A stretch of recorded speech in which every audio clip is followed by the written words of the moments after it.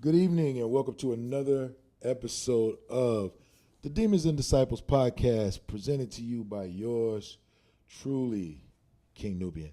Listen, today we have an exciting episode and we got an even more awesome guest with us. Before we do all of that though, let's pay a few bills. You'll see it right there. Like and subscribe. That is how we keep things going. That is how we keep the mission on task. Demons and Disciples is presented to you by Men of Purpose, outstanding group here locally that does a lot of philanthropy, a lot of helping the homeless, those who are dealing with suicide, those who are dealing with homelessness, recently incarcerated or about to go in, giving them housing, job training opportunities, all kinds of stuff. So let's give it up for them, and we're going to thank them for everything that they do. We certainly appreciate Men of Purpose. Without further ado, let's try to get into, what we're about to talk about, guys, because it's super exciting, and I'm super excited to have this person here. Let me tell you about what our topic is so you guys can really get as excited as I am. Today's topic is going to be how to recognize when your friends actually hate you. And of course, even though this is brought to you by Men of Purpose, is hosted by your illustrious host, King Nubian. And we're going to jump right into it with our guest today. I want y'all to give it up for our guest, Miss Tish Bowden. She is a very accomplished lady, currently VP of Marketing for Cumulus Media, a multi-billion-dollar corporation. So I'm going to let her tell you guys a little bit about herself, and then we'll kind of go from there. Tish? Wow, King Nubian, I told you to tell me about me. But I will say this, because we're talking about us and us as a people. I am the first and only Black market manager for Cumulus Media. Y'all better quit playing, man. Y'all better quit playing with her. And my ultimate mission is to make sure I'm not the last. Come on. That deserves all the applause. Thank you so much for that. So, guys, I would love to tell you a little bit about what a wonderful woman this is. In addition to all the other things that she does, she is also a very selfless person, a philanthropist, and all those cool things. But more than anything, she is somebody's friend. She is somebody's best friend, and she has a huge circle of people around her that she calls family and friends, and of course a lot of those are going to be chosen family. So let's jump right into what this topic is when we are talking about how to be able to tell when your friends actually hate you. So first thing on the list is, this is a good one. I think a lot of you guys are going to find that this resonates with you, Miss Tish. Mm-hmm. When you have a person in your friend group where every compliment they give comes with a backhanded insult. Now, we all know somebody like that. Let me give you an example in case you can't think of one readily off the top of your head. Man, girl, you look really, really good to be 45. Oh, right? Right. Oh, my God. That is so dope. I mean, even you had this done. Yo, bro, man, I just saw your house. Man, that's dope, bro, considering you ain't graduate college. We got friends like that. Give you that compliment. What do you think about that? Is that a friend for real? No, seriously. That part. Yeah, you're great at what you're doing, but that is not a good thing for Come me. on now. Talk about it. And because I'm about energy. I can read energy from far away. Okay. So the butt's going to keep me far away. So not a friend. Okay. Not so friend. we're going to put that on definitely somebody who hates you, right? Mm-hmm. They secretly hate you. Okay, all right. We're not going to belabor that point. Number 2, this is a good one too, guys. Make sure you guys are paying attention. Jot them down. Follow along at home. When they bring their friends around, you. Mm-hmm. That's outside of your normal friend group. Okay. And you become the butt of all their jokes. Now that's a joke. So I'm sorry. think about it. That's think a about joke. it. You got hey, Tish, this is Melody. This is my friend from college. Okay, Melody, this is Tish. Melody, this is Bethany. This is Maria. This is Rosanna. But, Tish is who I was telling you about. This is who I was telling you about. Oh, yeah, I know, girl, right? Like, right? Right. Literally, when you say to your friends that I'm just meeting, this is Tish, and remember me telling you about? And then y'all start laughing. Yeah, problem. Problem, right? Not a friend. But if we're Sorry, being it's honest, easy. no, that's fine easy. that you identified it for what it is. But if we're being honest, would you say that this happens frequently? In most friends groups, we're not talking about your friend group specifically, but as you, especially being, in charge of such a vast array of characters and personalities in the venue that you're in, would you say that's something that you've noticed, whether it be your high school days, your college days, your workforce days, or just your days as a human navigating this journey called life? Definitely. And it's usually the person who is so insecure that they feel the need to talk about you to others and bring you in to try to put you down. So, yeah, it's a thing. It's a That thing. girl pray. I feel like we need to pass a collection plate for that last little sermon. Doors of the church are open. Amen. Deacon, if you could, please. Let's get on to number 3. When, again, this is how to recognize when your friends actually hate you. When their reaction to something good happening for you is dry and lackluster. I'm going to give you guys an example. If you're an NBA fan, or if you're a LeBron James fan like I am, you got to fight me for the number 1 spot. Me and my brother already battled back and forth who the biggest LeBron fan. He just left the Lakers and went to the Philly 76ers. But I'm telling you, if he would have said he was playing for the Walmart Warriors, I'd have a Walmart Warriors number 23 jersey on right now. Be at the shopping center. All 14 in this people, all 14. I'm a LeBron James fan. I don't care who he plays for, right? Mm-hmm. When LeBron James broke the record for the most points ever in an NBA career, when he beat the legend himself, Kareem Abdul-Jabbar, sitting on the bench, who was literally playing on his team, not hurt, active in the game, was a gentleman by the name of Anthony Davis, who I used to have a great affectation for, and I lost all respect because when the camera panned to the rest of the audience, even the opposing players and coaches, which LeBron's Lakers were beating the smack out of, right? Right. I take that back. They may have been losing that game. But even the opposing players and coaches all stood up, gave the man a round of applause, showed him love. You know what his teammate Anthony Davis was doing at the time when his names were in the rafter and LeBron was making his victory lap? Sitting on the bench like this. Wow. And the camera caught it all. Oh, the camera didn't catch it. The camera stayed on him.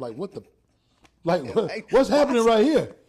And LeBron's bigging this man up. LeBron is loving on this man. LeBron, even to this day, is always trying to include him. When people say, well, he shipped him off to the Mavs. Well, because he wants to win, and Anthony Davis didn't seem like he wanted to win. Don't mean that LeBron didn't see him as a friend, but I think that probably really opened his eyes. So what do you think about people having less than friend-type reaction when something good is going on in your life? So, I've had my answers were kind of curt on the other one. So I'm going to go a little deeper with this one. Yeah. Depending on the personality type, sometimes Okay, it's that's not interesting. Okay. hate. Some personality, like I have a friend who is very stoic. Okay. Know she loves me. Okay. We love each other, but Okay. she bland. So her cheer would be, where my cheer would be like, congratulations. But she would do a cheer though. She would. Even stoic. Yes. She would have some reaction to where anybody on the outside looking in would say, there's a person that is a supporter for Tish. Definitely. Right. And I think, and I was trying to go a little deeper because there are various personality types. Obviously. Now, not having a response, but having a negative response, like you said, Anthony did. I wouldn't say it's outright negative, but I think it could be classified as negative because in the midst of everyone else you stick out like a sore thumb Right. when you guys could be losing a game and you do a slam dunk and you all animated and you showing. So it's not like you have a stoic personality. If that's Right. Kawhi Leonard, who is known for not giving a Being lot of, right. that's perfectly Energy. acceptable. Right. If it's David Robinson, if it's Tim Duncan, you know, Understood. these guys whose stellar careers have been marked by, they don't do a whole lot of celebration. They just get it done. Larry Fitzgerald, they just go out there and get it done. But when you are seen notably bigging up your own successes and even your own teammates' successes when it's nothing as monumental as that, it almost reeked of jealousy. It almost came off like, man, why couldn't that be me? Or how dare you celebrate that when we lose in a game? Whatever the case may be. That was the exact word I was about to Yeah, use. good luck somebody else doing it in our lifetime. You know what I mean? Right. That record stood for Kareem for decades, and now you had somebody do it, and it's likely to stand for a good long time, right? So I get what you're saying. Okay, let's move on. Number 4. Remember, this topic is how to recognize when your friends actually hate you. Remember, we're using friends. We're putting the strong quotes on it, okay? When they keep the accolades of your significant other in their mouth more than you do. Ooh, Tish, let me just tell you, when I saw David, and he a girl, he looked good, okay? You're like, okay, bitch. You know what I mean? Okay. Okay. And then be like, hey, what's that cologne David's wearing? I thought it smelled so good. I want to get it for my man. Or they don't even say, man, I want to get it for my brother. You know what I mean? Like, you want to get a cologne that made you wet for your brother? Stop it. Right? Okay. Tish, where does David work? Because he seems to be doing really well. Now, I'm saying these things because according to my research, according to my sources, and the people that reach out to me, these are real things.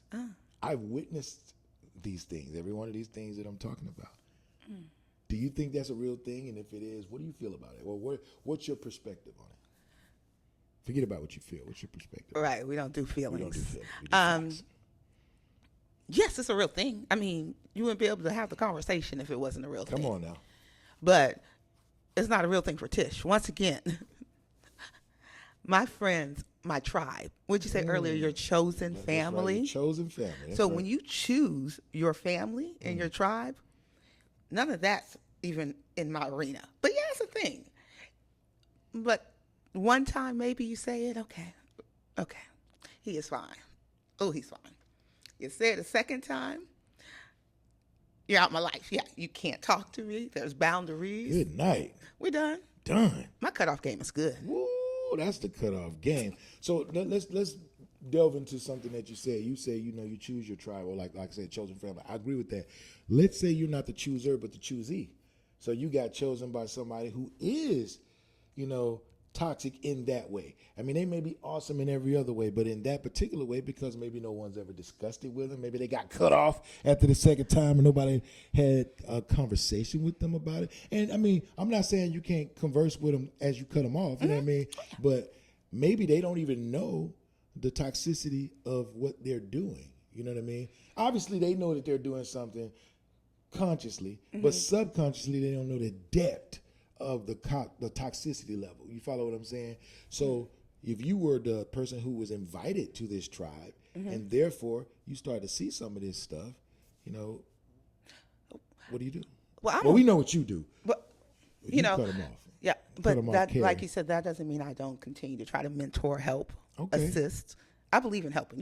I'm that. a people person. I'm a giver. You didn't say it, but I wanted you to say it for the folks because I know it, for the but they folks. don't know it. I am a giver. Actually, I would say healed overgiver, right? Okay. Excess giver. So no, I'm gonna continue to coach, mentor, guide, lead, try to lend knowledge. But if I am being chosen Yeah.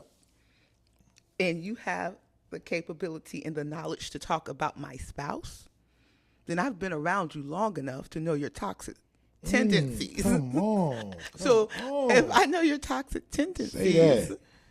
I've probably said something to you because we're friends. You Come chose on, me. Come on. But if it happens again, I said the second time. You did say the Cut same off. thing. I love your answer. Your answer is to me is so telling, because what it touches on is that we should know one another well enough to whether or not you knew what you were doing was toxic to someone else. Right. If you're calling me friend and the kind of friend that I am, I'm going to make all of my emotions, all of my perspectives, all of my stances perfectly clear to you. So there's no room for misunderstanding. Correct. And on the off chance that you're not paying enough attention, I'm going to let you know the first time, so that if you continue to exercise in this vein, then what you're telling me is you don't value our friendship anyway. So the cutoff that I'm about to hand you, you were expecting, and if you weren't, you know you deserve it. I got you. I'm with you.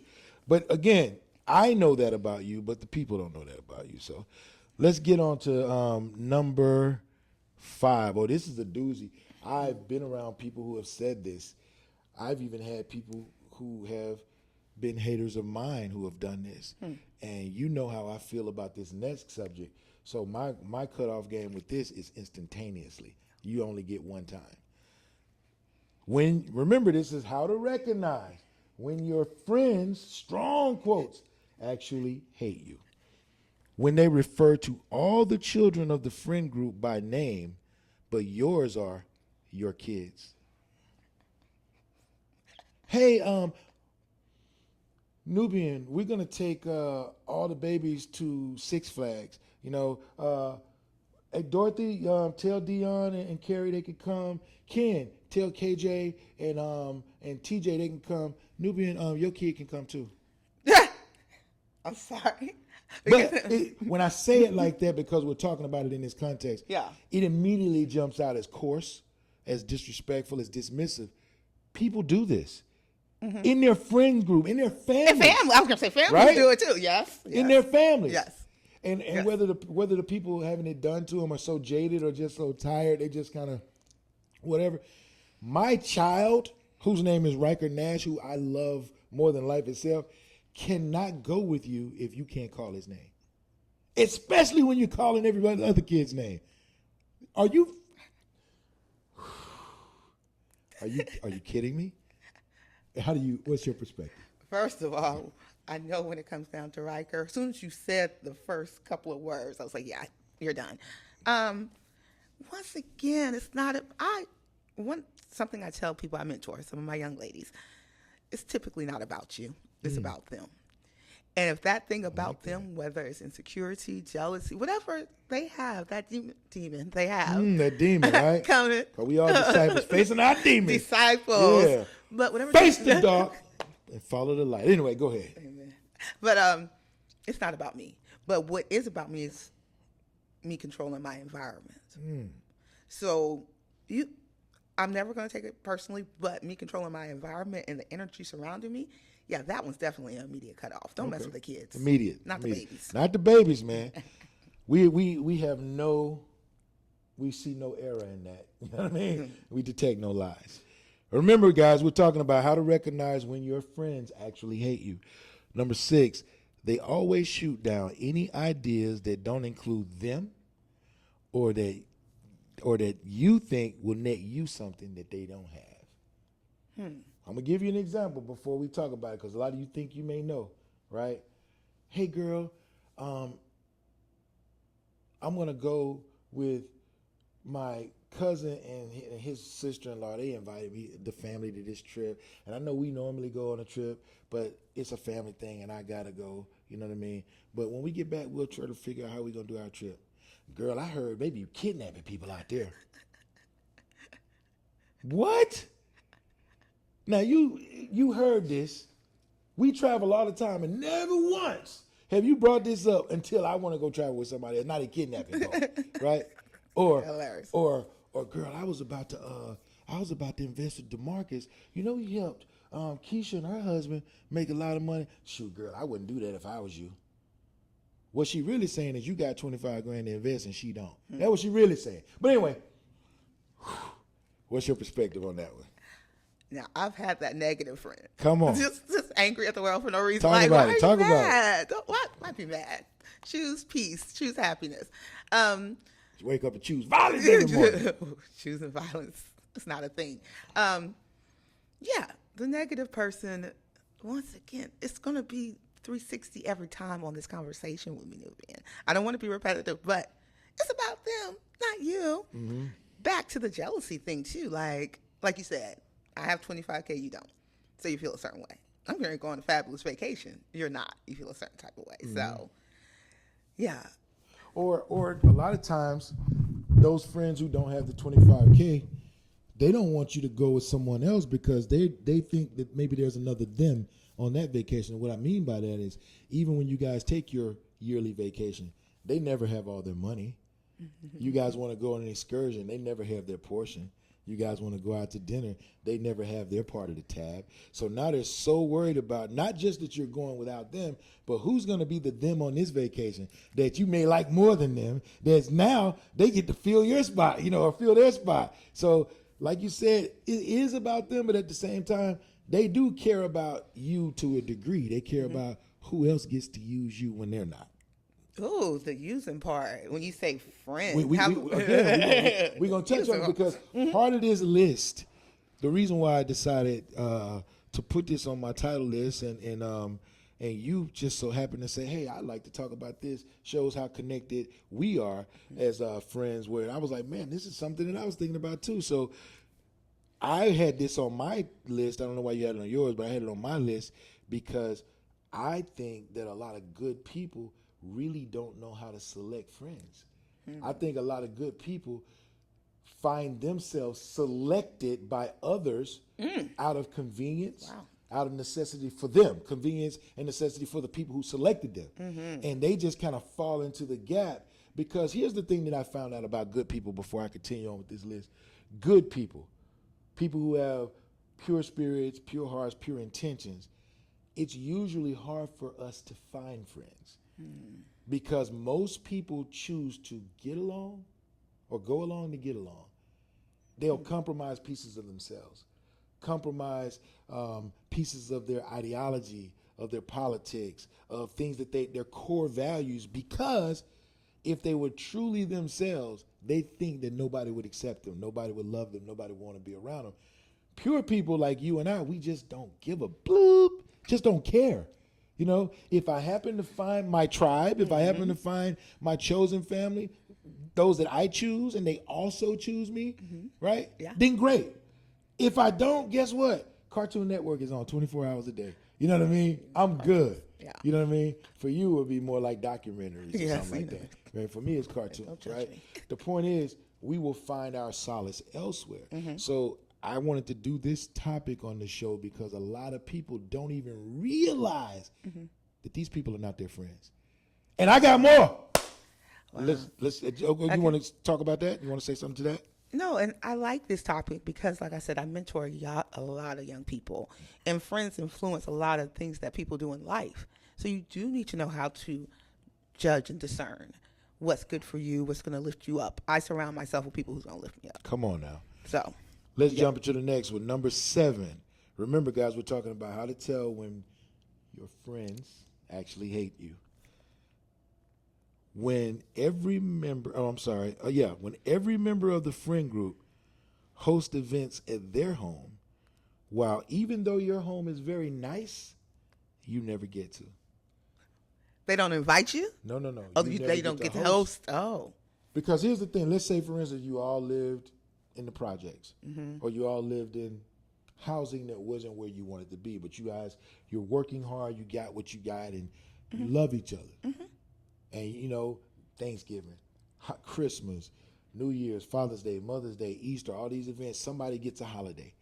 Now, sometimes the major ones you spend with your family, but there's a such thing if you can't have Thanksgiving with your friends, where you have Friendsgiving. You know what I mean? If you can't have Christmas with your friends, you have either before Christmas or right after Christmas with your friends, because those are your people too. Those are your tribe, right? The family thing is obligation, you know what I mean? And your friends are who you choose, right? And then, of course, all the other holidays where you don't gather with your family, you gather with your friends at somebody's house. And when you're all on the same level, it's all good, because it don't matter who house you go to, it's all good. But that one friend who makes it out, that one friend who maybe doesn't hang out with everybody else as much, because in order to make it out, you got to invest more time at your occupation. You know, so you don't get to go to all the ladies' nights and all the fellas' poker games. You don't get to do all of that because you're working. You're putting in the hours. And even though your friends have respectable, hardworking jobs whom you love them for doing what they do, it's just not what you're into anymore. So now, where they still live in the same housing, you just bought a big, nice house in the suburbs. Okay. And their excuse for not coming out to your house is that you live It's too far. Their excuse for not coming out to your house is that traffic is bad. Their excuse for not coming out to your house is because everybody else is more centrally located than you. However, let Chris Brown come to town. It don't matter how far he's out, they going. They grouping up and going, right?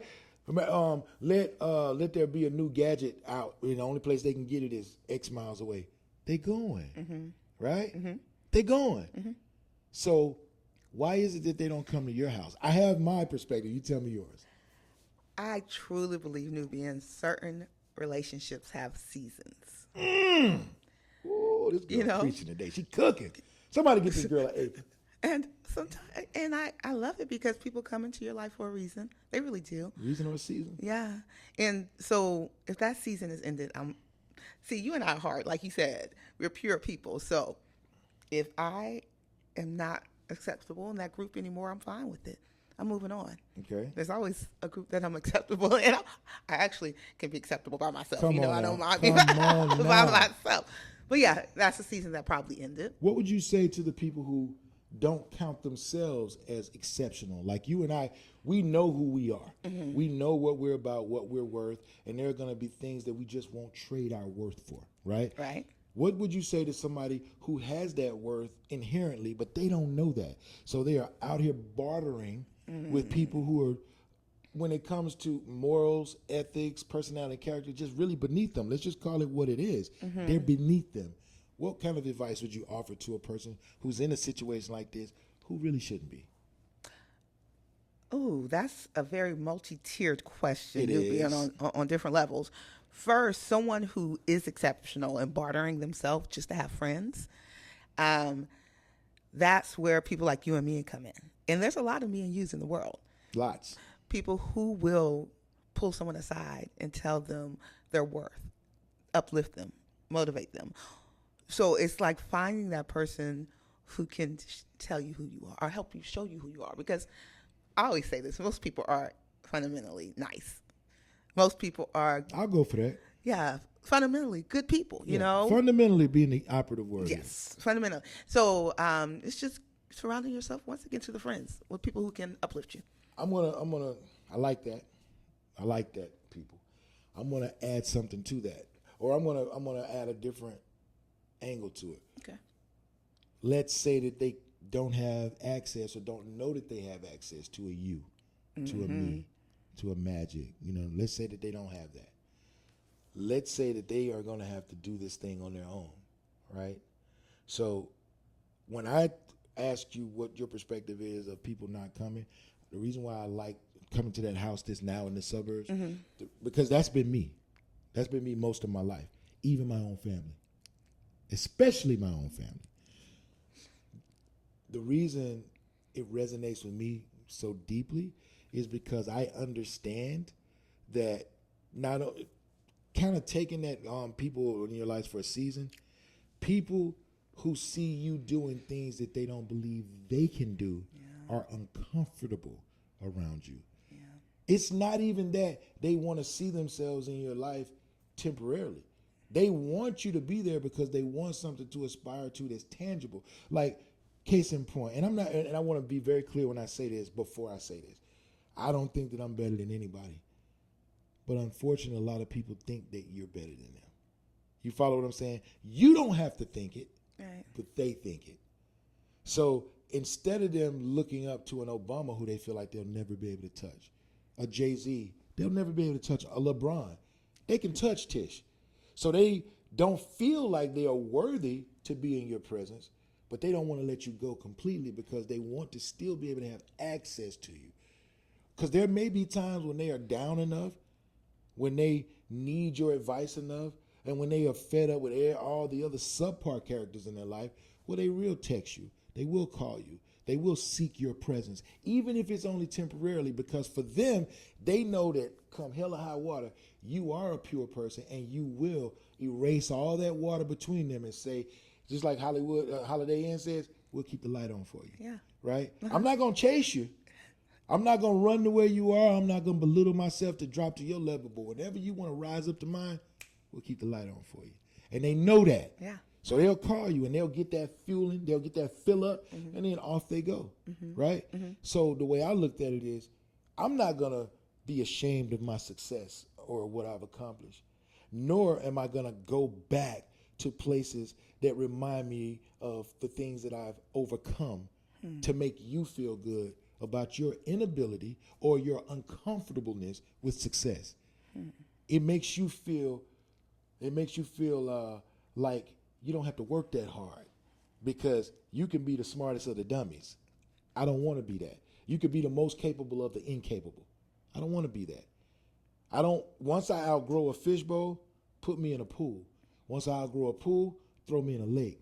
Once I outgrow a lake, put me in the fucking ocean. You know what I mean? Yes, I do. So you are comfortable in your fishbowl, and I'm okay with that. But if you want to see me, you're going to have to get somebody to scoop you up out of there and dump you in the ocean, because I'm not coming to the fishbowl. I'm not doing that, right? I'll protect you once you get to the ocean. I'm a big old shark out here in these waters. You ain't got no worries. And I'll even make sure you get protected on your way back to that fishbowl. But once you go there, you're on your own. I believe that's what happens with people like that. I know that was a long way to go. But I want these people, now going back to the last portion, what I would tell a person who's dealing with that is, bare your teeth, great white. Bare your teeth, killer whale. Don't pretend like you're a guppy and force yourself into a little bitty fishbowl. It can't contain you. You're going to get cut when you break out of that glass. What that means is when you finally realize that these people are not for you, your feelings are going to get hurt because you're going to have to hurt theirs. You know what I mean? You're going to have some heartache because now you got to crush some feelings that you wouldn't have had to do if you just would have swam where the waters were leading you. And if they can keep up, Godspeed. And if they can't, that's not on you, right? I would tell them to swim. I would tell them to find the currents that match their speed. And all who can't follow, to hell with them. That's what I would tell them. Let's go to number 8. Do you have anything to say to that? I agree. Oh, that's what I'm talking about. Mark this down. A very intelligent, successful woman agreed with a very intelligent, successful man. Wow. Church, say amen. All right. Hilarious. Number 8. Remember, we're talking about how to tell when your friends, strong quotations, actually hate you. When they always bring up something negative from your past, especially around new people. Ooh. Come on, let's talk about it. I know we know people like this. Oh, we know people like this. No, man, you doing real good, man. You got your own podcast, dude. You just opened up a business, man. That's dope, man. Boy, that's good, man. Them folks ain't asked you about when you were pimping. Them folks ain't asked you about when you were selling dope. Man, boy, that's good. What about them folks you put in that work on when you was a gangster? For real, they ain't asked you about nothing. Man, that's all right. Bro, you know we at Longhorn, right? That part. You know it's a senior couple right next to us. You know, the bishop is sitting next to me. You know that, right? Oh, man, my bad. I thought I could talk like this. You know damn well, right? That is the worst when they bring up something from your past that's negative. I don't get that. I've had that experience. That's because you a good girl. You've been a good girl your whole life. Not me, though. I ain't been a good girl. What? I ain't been a good boy either my whole life. I'm good now, though. I'm a good boy now, most of the time. Okay. So, yeah. I don't know. I think that maybe, here, trying to be positive again, put a positive spin, their way of connecting and letting people know they know you. They know about you. We're friends. We have history. Yeah. You know? Because when it happened to me, and this is funny because it's like they just want people to know we have history. I know where she's been, what she's been through. I can't even let you slide with that. I know. I tried it though. You tried it. Oh, I bro. tried you tried, it. and you were so eloquent and articulate when I you knew. tried it. I already know what you. But it's still bull, Bull. right? Yes, Here's it the is. thing. Here's the thing. You can let somebody know, because I do understand there's a level of a little bit of immaturity, and there's a level of self-consciousness when somebody who may not be as accomplished as your current company, but they have a deep connection to you and who you were before you became who you are. And they want to kind of let everybody know, me and King, we go way back. But what they could say is, bro, We go way back. what they could say is something like that. Man, you've come so far from where you used to be, bro. I remember everything that you've gone through, everything that you struggled through to get to this point, and I'm so proud of you. I'm just glad that I was able to see the transition from then to now, and that you allowed me to still be in your space today. Bro, I'm proud of you, right? You said the same exact thing without airing any type of dirty laundry. Now me, anybody that I deal with now, I have already put it out there about who I was, because the last thing you're going to do is divulge something about me and try to shine on me. That's the last thing you're going to do. I don't know who you are until I know who you are, right? So when I first meet you and we get ready to do something, let me just go and tell you right now, bro, before we do this, boom, boom, boom, boom, boom. These are the things I used to do. You can look it up. It's all public knowledge. What's up? You want to work with me or not? Because here's the thing. I'm going to do what I'm going to do, whether I do it with you, with somebody else, or by my damn self. So how you want to move? People respect that. Definitely. Especially business people, because you know what business people care about? Results. They don't care about all that other crap. Because most successful business people, and this is a fact, most successful business people in America, I don't know, I didn't do studies in Europe and all that, I'm just talking about America, have a checkered past. I'm gonna let that sit. Whether or not it's documented through the court system. If you talk to any, and I'm talking about any, most 80%, 85% of the successful people in America, once they get comfortable with you, they will divulge that there was something super sketchy that they've done in their past. You know why? It takes a wild, ambitious, untamed spirit to be successful in this country. You cannot do everything on the straight and narrow to be successful. Because if you do everything on the straight and narrow, you will only go so far. And when I say straight and narrow, I'm not talking about breaking laws. I want to be clear about that. I'm talking about maybe you said some reckless stuff to somebody along the way. Maybe you had a raunchy moment, along the way. Maybe you should have crossed the T, but you dotted the I instead along the way. That doesn't mean that you broke any laws, but everything that you did wasn't Boy Scout-ish. That's what I was Girl going to ask you. What Scout-ish. did you mean by checkered? Checkered means that, but you explained Yeah, it. yeah. I was like, hold on. You ain't going to tell your mama and your granddad about everything you did. Yeah. Most super successful people have those moments. You have to. Because if you don't, nothing in this world gets grown, nothing in this world progresses without some breakage. Nothing. I dare anybody to challenge me on that. You can't even grow into a bigger size clothes until you grow out your old clothes. Your shoe can't grow until you be able to stop wearing this one, your foot. So that's just life. That's what growth is. There has to be something that's run through, that's worn out, that's left behind. And unfortunately, we identify that typically as something untoward, uncouth. And that happens to the most successful people. Now me, I probably had a few more sketchy experiences than most people. But I learned to not do that. You know what I mean? That's the most important lesson here. Growth. Growth. All right, let's get to number 9, guys. And again, this is once again how to tell when your friends. I love doing that. Yeah, I love doing it too. Your friends actually hate you, right? How to tell when your friends actually hate you. All right. So when any moment that celebrates you gets turned into a pity party for them. So Tish, you just graduated college. You just graduated SUMA. Everybody's coming over.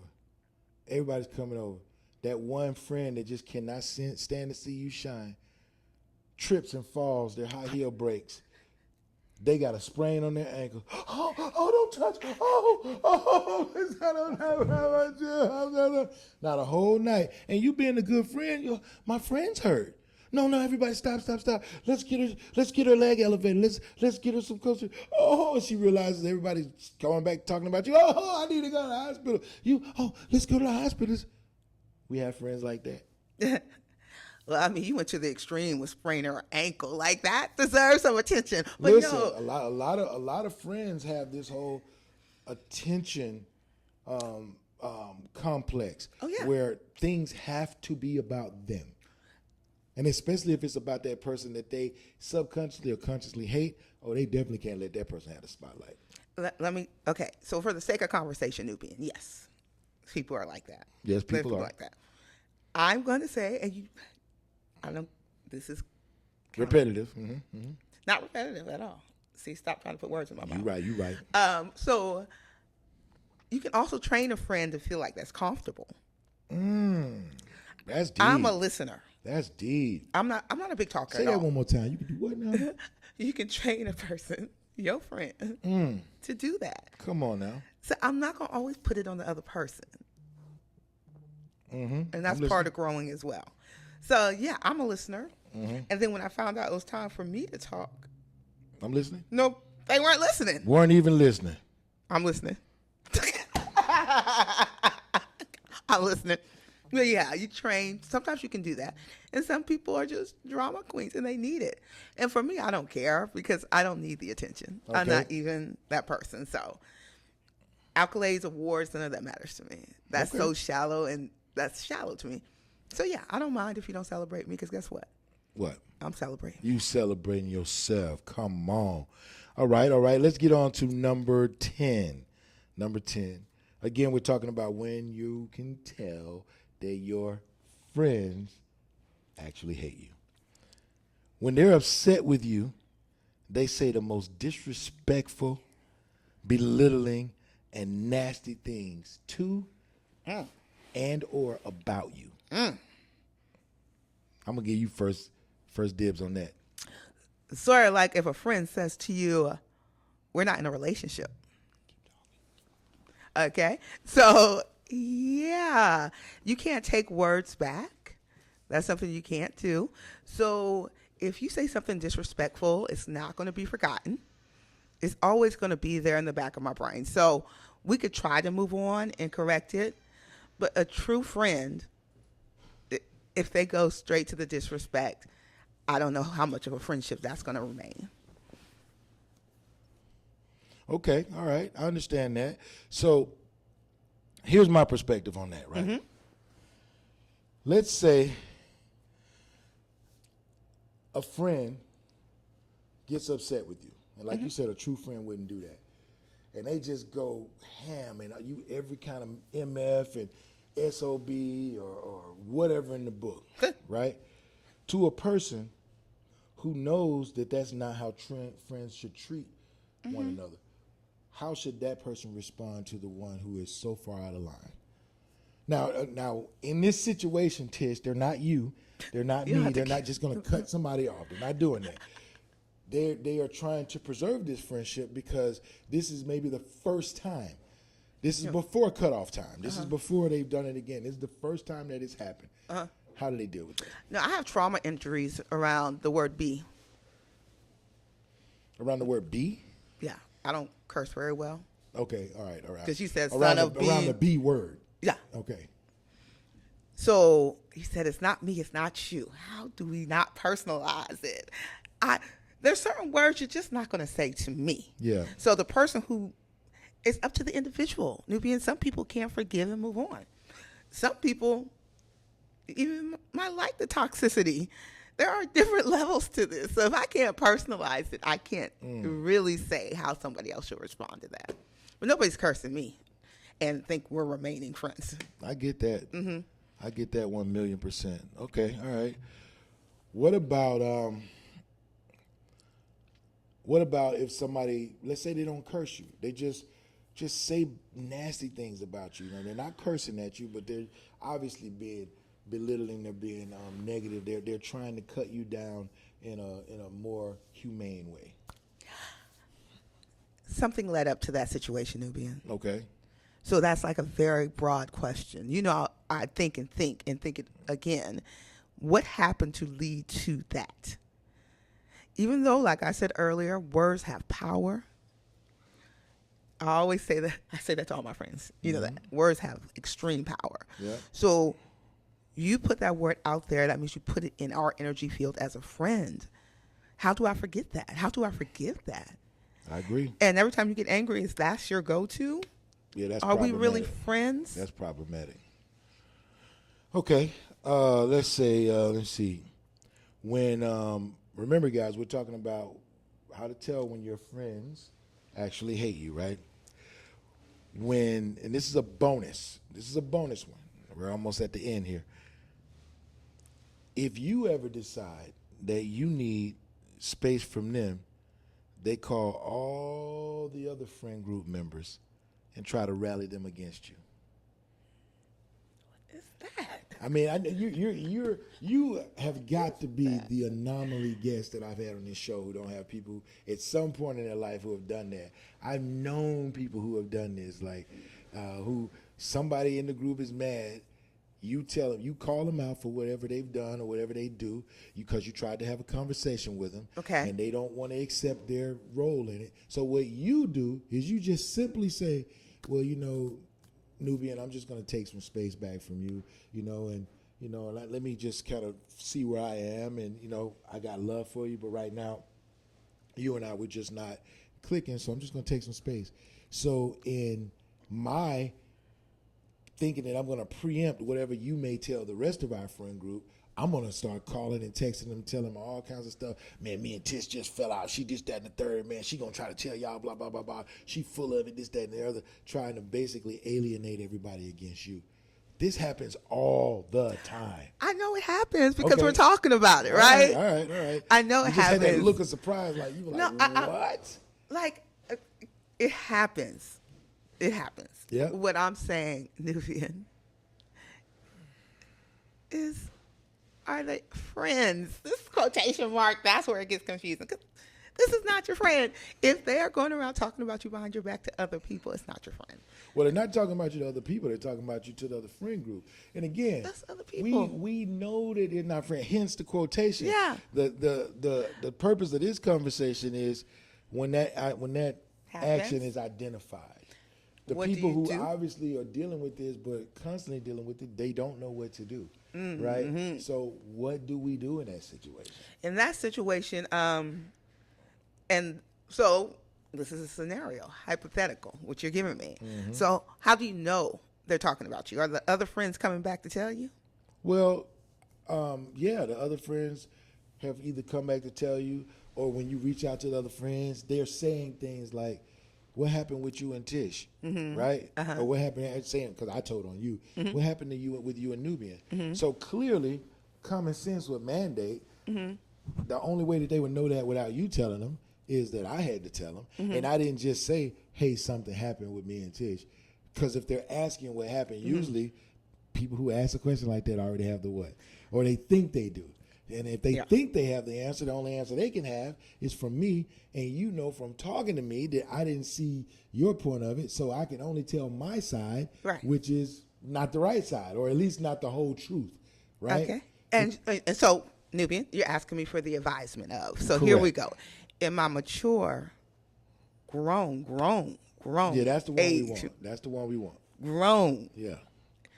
I'm not entertaining the conversation. Okay. One, because it has nothing to do with you bringing that conversation back to me. But this is a part of y'all friend group. So Yeah. this is a friend trying to figure out what's going on with the other friends because one friend felt the need to reach out to them. And once again, I'm a Zen person. Okay. So this advice is going to come once again from Tish's personal opinion. Yeah. Right? I'm not going to have a friend in my group that's going to come to me with that because they're going to know better. I don't deal with the mess. I don't deal with the games. Like I said, mature, grown. I'm not going to have a friend group that's going to bring that to me. Because if I happen to not be talking to that person, any one of my tribe members will know it's a reason. Because I don't fall out with friends. I don't. We know how to talk to each other. We know how to deal with each other. So My advice is surround yourself with better people. Okay. So if I had that person, right, in my group that told me, hey, what happened with you and with Kimbru? Then that person is in my friend group. So this is somebody who I care about enough to respect the fact that they care about me and Kimbru enough to try to figure out what the wedge is. So I'm gonna say, hey, listen, I'm not sure what is going on with him, but I got nothing but love for him. You know, right now, you know, we're just taking a break from one another. And if they continue to push, then I'll tell them. Because here's the thing. If I want to preserve that friendship, maybe I'm not the best person to talk to him.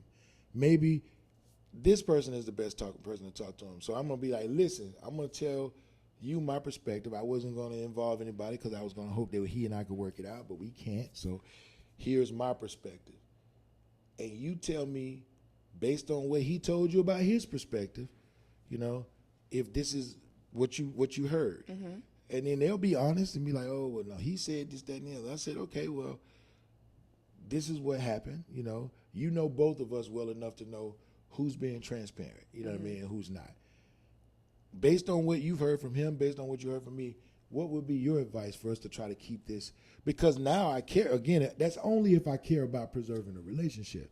If I don't care about preserving the relationship, then I'm going to be like, bump that person, you know, bump this, that, and the third. I don't care if he ever says blah, blah, blah, blah, blah, blah, blah, knowing full well that the dynamics of the friend group now is going to be asked to choose because that's just human nature.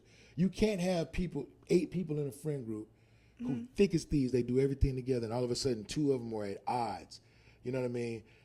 The other people just supposed to stand around and do this while those 2 are ice grilling each other at the event or somebody's not showing up or this, that, and the other. Sides will be chosen. That's just going to happen. You know what I mean? Some people might try to pay both sides and try to be with both people, but that's not going to last because neither person is going to trust what this person is doing, what they're saying. So if it were me and I was trying to keep the friend, I would know that I'd also have to try to get the other friend members involved because it's going to affect them one way or the other at some point anyway. Go ahead, because you itching. I am. No, because personal. You're speaking of personal experience and no, personal. I'm not. No, I just use a person in my life. Yeah, no, I'm but not speaking I'm of saying, a personal experience. that would be someone's individual experience, Nubian, is what I'm saying. What you mean? What I'm saying is my girlfriends. Uh-huh. It happened. Me and a girlfriend, we fell out. Okay. She did something that silly. Just silly to me. And you know it takes a lot for me to go there. It was silly. We're best friends. And I was going to get specific. I don't care. Let's do this. Keep it real. We're in Miami. She does something silly. Okay. Like records me. Oh, yeah, that's crazy. I'm sleeping. Yeah. We're a close-knit circle. I still, those other 4 girlfriends, they just came to my birthday trip. We don't have to talk. And they're not going to talk to me. And I am willing to preserve that relationship. I hear your key points. I'm willing. But they know they're not going to convince me or try to talk me into doing any of that. And that's just me. Where's the other girl in this situation? Did she come too? No.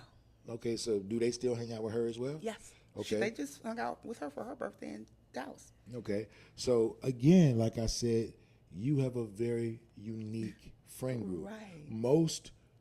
Because most of my friends are family as well. We don't have the luxury to cut one off and leave that one because not only are we friends, we are chosen family. So if you're family that chose each other, it's one thing if you're born into a family and y'all don't talk. That's something you can't do nothing about your blood relation. But when you choose somebody to be your family, what's the point of not talking to them? Because you chose them. You understand what I'm saying? If you don't want to talk to them, then now you are making a choice to unfamily them. So if I'm going to be to a disagreement with anybody in my friend group /family group /chosen family group, I want to preserve not only that relationship but all the relationships. So that means, again, this is me, and I think I'm speaking for 80% of the people who are in that type of relationship. And if I'm wrong, the listeners can tell me. But I know whatever decision that I'm making that's going to be negative or positive is going to affect everybody in that group. Right? Everybody in that group. because you're asking them, if you separate, to choose sides. That's just reality. You're asking them to choose sides. Even if you're asking them to choose sides to come to one person's birthday and leave the other one out and go to the other. And maybe you don't care about going to the other one, but they're still choosing, right? They're aligning themselves with somebody, even if it's for one event during one time. And I just don't want to be a part of any friend group or family that I'm ostracized from anything, because what's the point in being a part of it? You know what? You're absolutely correct. And so, yes, you are. That's the second time that's happened today. Is it raining outside? So your title is Friends, in quotation. Uh-huh. She wasn't a friend. And mine's is rare because, Nubian, I don't fall out with my friends. I'm zen. I'm easy. And Okay. there's nothing for me to combat with a friend for. Okay. All right, I'll What's the go for point? that. So this has been an awesome conversation. I love the fact that you came onto the show. I love the fact that you graced us with your presence. Like I said, y'all, this is Letitia Tish Bowden, Marketing VP of Cumulus Media, multi-billion-dollar corporation. She took time out of her busy schedule to come bless us today, sit on our couch. We appreciate that. And we talked about a really deep topic, how to tell when your friends actually hate you. So now you guys have a bunch of examples, things that happen to you real world every day, all the time. Now you know how to deal with them if you want to keep the relationship or if you don't want to keep the relationship. But one thing's for sure and two things for certain. Don't let anybody use you for their benefit. Don't let anybody use you for their convenience. Don't let anybody use you for their gain. You have every right to claim something out of that relationship, and if it's not working for you, either end it or work toward making it better for both sides. This is King Nubian signing off for the Demons and Disciples podcast, presented to you by Men of Purpose. We hope you guys enjoyed yourself, and we hope next time you come back and see us, because it's only going to get better. Talk to you guys then.